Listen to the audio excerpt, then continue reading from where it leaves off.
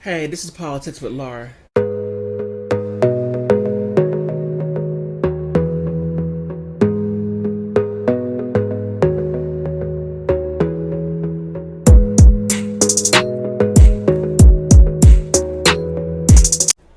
How are you doing today? Are you politically incorrect? I think that you are because I'm politically incorrect and you're hanging out with me. Well, today I'm going to do something a little different. I'm going to read some posts and answer them. And I think that these posts are something that we hear a lot in our everyday conversations. So here we go. Oh, and I'm just going to read them. I'm not going to give any names. I'm not going to dox anyone. I don't want to do that. This one person writes, I just watched your video in its entirety. Your criticism of the police didn't sit well with me. The part where you insinuated that there is hypocrisy implicit in that some officers say that they're afraid and thus they shoot, whereas others don't engage when they actually fear for their lives. These statements of yours paint the police as a whole in a negative light, whereas the truth is some police officers personally inconsistent, disingenuous with their claims and fearing for their safety. Okay, let me rearrange some things. Um,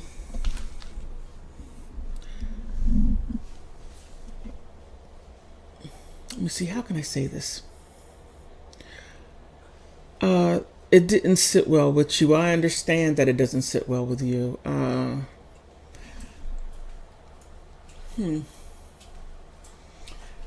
I have this conversation a lot, and normally it gets heated, and because talking about policing, it's it could bring the out in people. So what I'll answer it like this. I get why it doesn't sit well with you. I do. I get it. And I get why you say some police officers. Whereas I say police officers. And I say police officers for a very specific reason. And I'm going to give you that reason.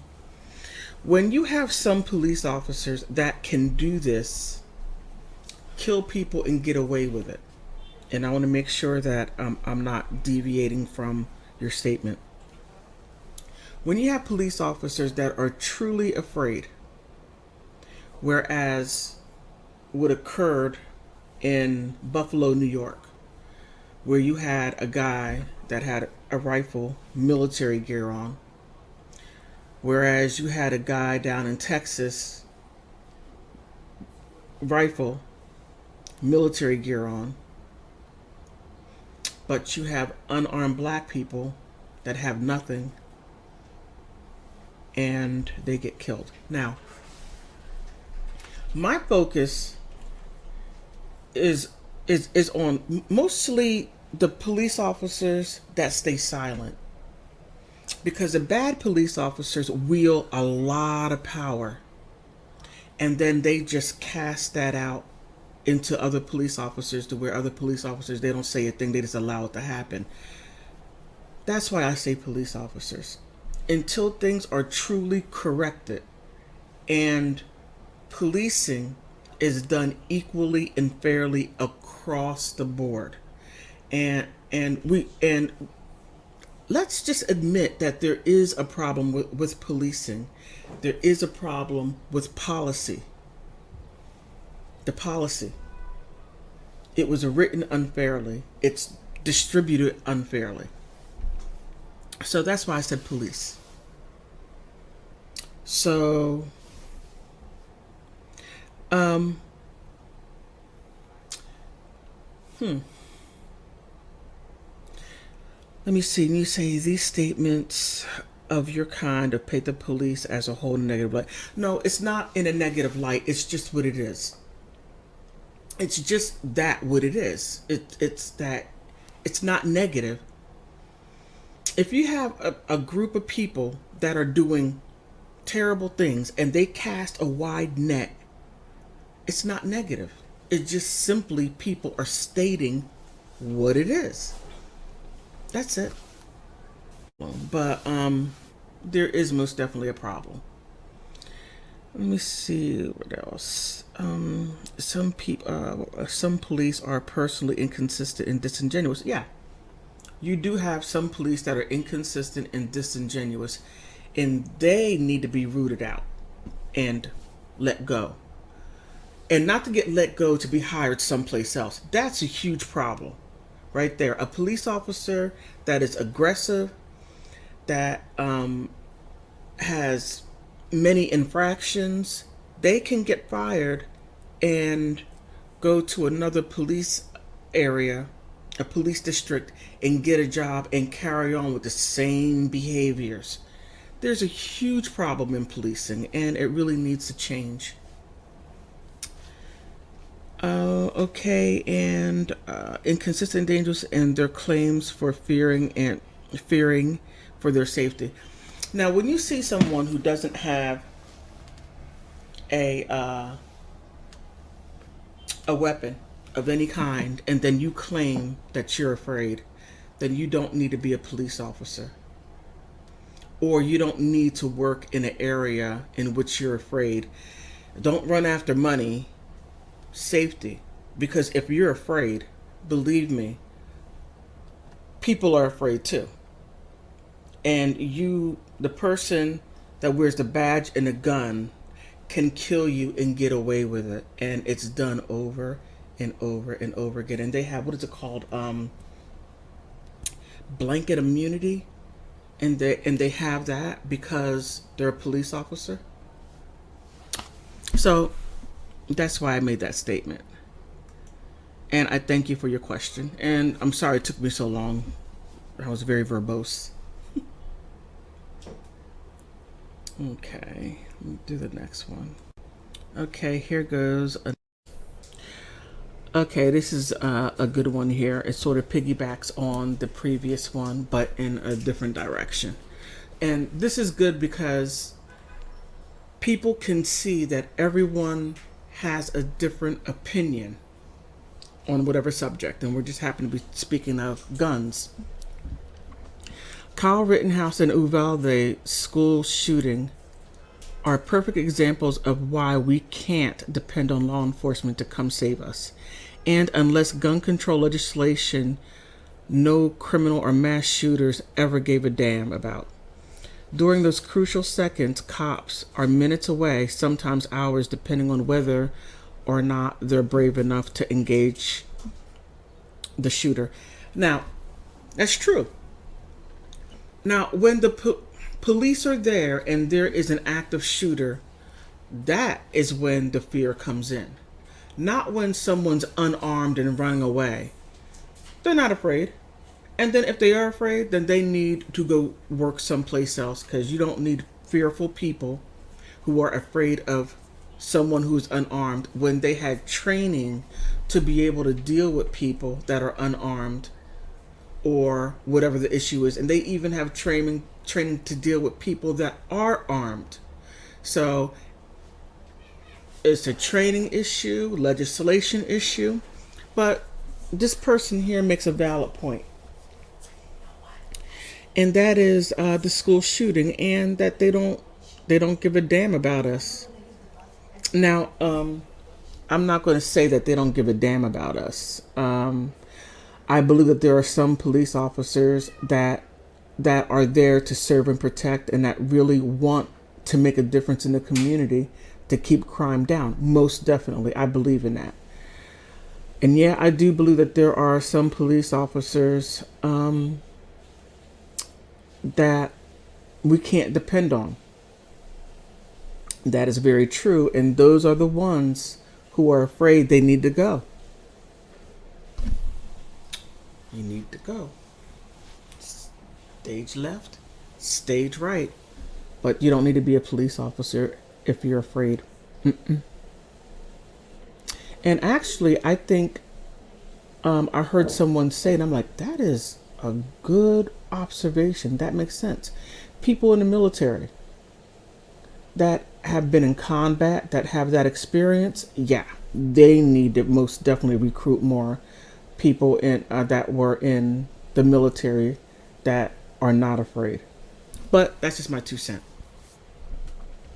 But outside of that, yeah, I do understand what you're saying as far as being afraid, and sometimes they don't care. True. And actually, there's a in one of my previous videos, there's federal law to where police officers do not have to protect you. That's optional. I can't remember the name of it, but it's one of my previous videos, and I stated and showed the federal law. Yeah, scary. And then we pay tax dollars, and it's they serve and protect. Now they dwindle it down to serve, and then it's optional to protect. Scary. Okay, let me go on to the next one. Okay, here is another one. The person writes, I hope Kyle and his team sees your banner across the bottom of the screen. Quit blaming other people for cultural problems. That's the real issue.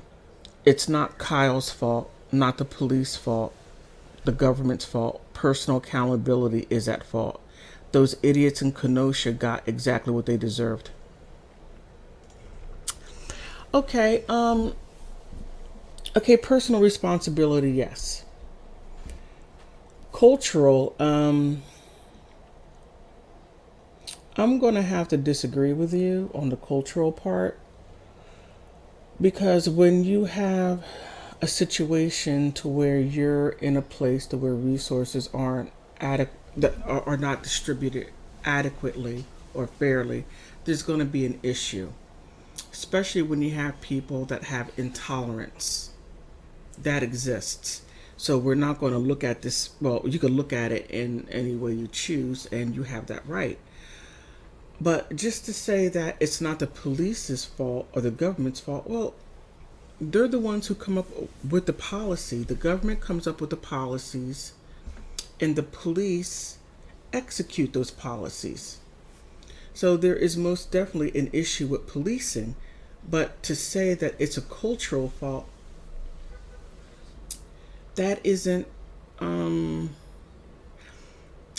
totally adequate, not adequate, but accurate. But you are right as far as personal responsibility. Yeah, there is personal accountability. Yes, that is true. But it goes deeper than that. And let me see. And as far as the people acting like idiots, yeah, there were some people acting like idiots, because you were there. There were people there that really had truly protesting, and you're going to have those morons who come and want to, or what do you call them, anarchists, that are going to come and make a mockery of it, and then turn it into something that it's not. And then when it becomes violent, they say, oh, you see, Black Lives Matter, those black people, there they go again. Thank you, anarchists. Disgraceful, but thank you. But to your post, I appreciate that. And let me see, I think I have one more. Okay, here is another one. It says, so true. My heart just goes out for the situation and the people. My heart breaks for Salvador. He was walking around not in his right state, not in his right head or state of mind. Then the person says, ugh, mental health, child abuse, prescription illegal drugs, addiction, alcoholism, divorce rate, deadbeat dads and moms, etc., etc. We have so many issues with our society. I hope I will never understand how, what, who, where, when, or why an 18-year-old young adult could so could just soullessly murder children like that, cold blooded, just empty inside. It makes me wonder how about his upbringing. Was he abused? Was he molested? What what is going on in your life that was so bad? It makes me it makes you deserve to murder children. I can't fathom such thoughts. Even in my darkest days, that never crossed my mind. I just wonder, or I just want to know. I'm sorry, I just want our schools to be protected by brave, armed men and women willing to stop sick minded people from hurting our children. Shaking my SMFH.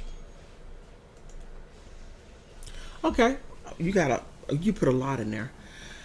Yeah, mental health is most definitely a big issue. I did a video saying how Ronald Reagan took a lot of money out of the mental health and then um, underfunded the programs to where you have mental health clinics in communities, but did not properly fund it. So now it's very difficult to have like ACT teams. Oh, what is that called? I can't think of the meaning right now, but to where you have community outreach persons, you have psychiatrists and psychologists that are at the clinic. But it's sad that it's not properly funded, and you have a lot of people who need help. Now, the mental health hospitals, it is very hard to get them in there, to get them the help that they need, and then it turns into, from a psychiatric issue, it turns into a police issue, to where a judge can take a person and then order them into a psychiatric hospital for them to get help, when all of that could have been avoided. Thank you, former President Ronald Reagan. Thank you, Joe Biden, for not properly funding it. Thank you, Donald Trump. You put some money, but you could have put a lot more. We got to take care of the mental health. I mean, the most vulnerable people in the world are children and mental health situations. And and it was said how he was walking around, he wasn't there.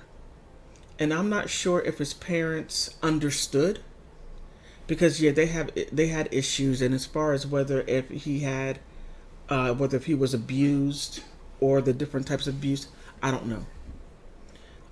There was nothing that came out about that. What did come out was um, they the they criminalized his family.